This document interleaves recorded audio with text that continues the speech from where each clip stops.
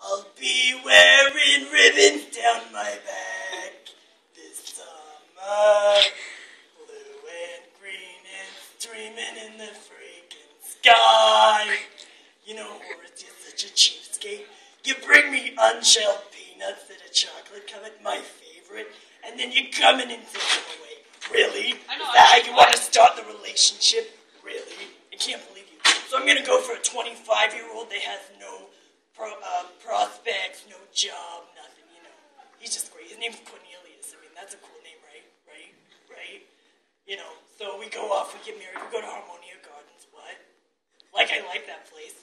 I'm a freaking vegetarian. Yeah, no, that doesn't work for me. No. Class, don't speak of it, savoir-faire. We read comments, some were born with rags and patches, but we used dollar bills for matches, and Vanderbilt kowtows to us. What does that mean?